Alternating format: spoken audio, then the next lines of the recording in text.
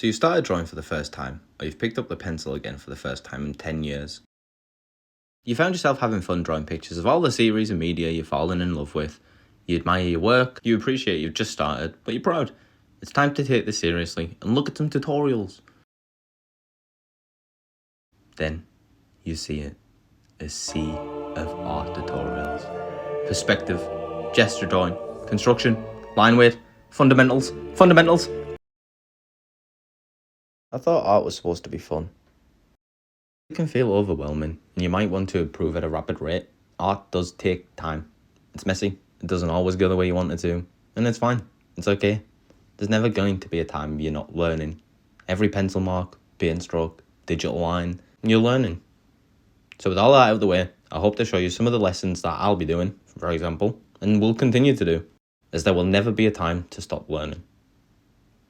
So, in today's lesson, we're drawing some boxes. And I know, you wanted it to be fun, and it still can be. It can still be fun, and you can make it fun. Now, I'm going to split this sheet into loads of little boxes, and that's going to be our individual little canvases. Canvas? I don't know. So I'm doing it just so I can draw a few boxes, and all of them can just have slightly different points of perspective.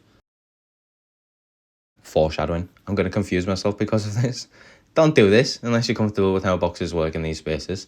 If you want to practice, I would suggest using the perspective graph you've likely seen around and drawing boxes using those lines. I would also suggest using a ruler to draw your lines. Now, I'm not smart. I don't particularly like drawing the grid out, and I'm also not good enough to not always draw it. So I do try and avoid it. The point of drawing boxes is to understand how the box behaves in like a 3D space. And depending on where that box is, what it would look like, what features of that box you would see, and then being able to chisel that box away and turn it into something, that you're attempting to draw. These boxes that we're sketching out are in 3-point perspective. And all that means is that the lines will converge at a point, in this case 3 different points. If you're drawing boxes yourself, also in 3-point perspective, then just make sure that when you're drawing the lines of the boxes, that they aren't parallel. As I said, the line should meet at a vanishing point, and if you need to, you can refer back to the grid I drawn out earlier. If you are newer to drawing, or art in general, it can feel like a lot.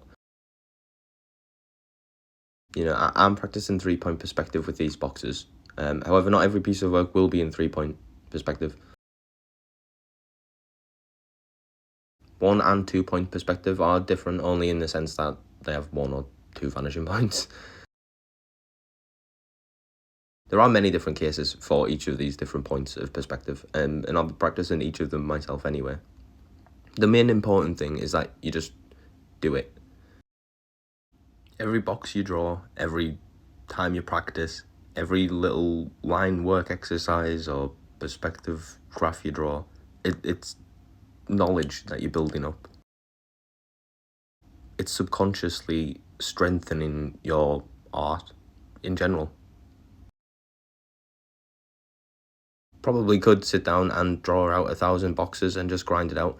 I know that ain't fun. No, that's not fun at all for the majority of people.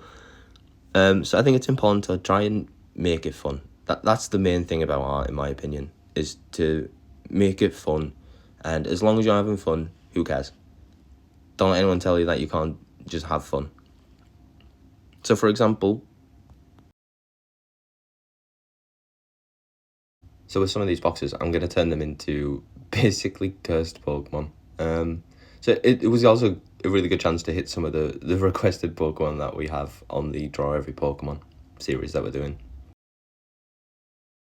But yeah, so for this one, we're actually taking it to 2-point perspective. So I'll give you a little taste of that, I suppose.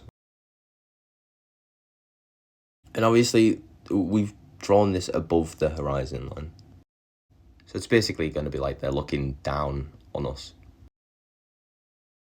I also almost cut this part out because, what are those ears? What actually are those ears? This is what I mean. Sometimes it just doesn't go the way you want it to. I don't know if I was looking at the page really weird here or something, but that is not what that should look like. And I will fix it, but yeah, ultimately it doesn't matter. That's the main thing. Also, let me know at which point you realised which Pokemon we were drawing here. I say Pokemon, it's so cursed. It's so cursed. I will say this was a lot of fun to just make like box Pokemon with. Obviously it doesn't have to be Pokemon, it could be anything. The main thing is just practicing, getting your reps in. I know I've talked about making it fun most of this video, but that's what I want to hammer home. So I think I stopped drawing for so long because I became almost obsessive with perfect lines or immaculate pieces of work.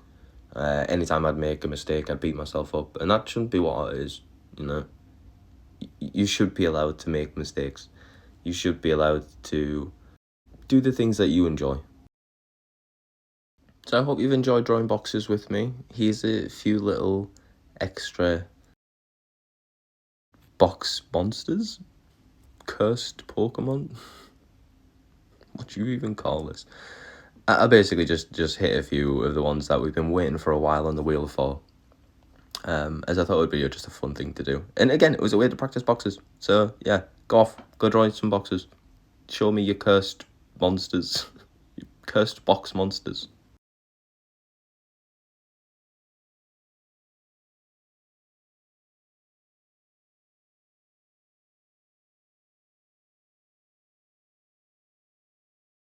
I also just want to take some time to say thank you to everyone that has commented, been incredibly supportive.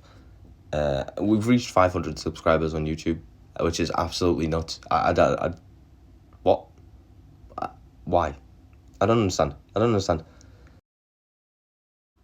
Well, I hope you've enjoyed this little box video. I did want to take some time to say thank you to everyone that has been so supportive. I was absolutely stunlocked when we reached 100 subscribers, and now we've hit 500. I don't think I'm mentally stable enough to cope. Honestly, thank you so much. The Pokemon series obviously will continue, so make sure you're getting your favourite Pokemon requested so that we can get them in sooner. You know, I want to make sure that we're doing them all justice and give them all the very own special little Pokemon card. Don't really know how to end this video without a binder, so what are you still doing here? Go draw some boxes, you lunatics.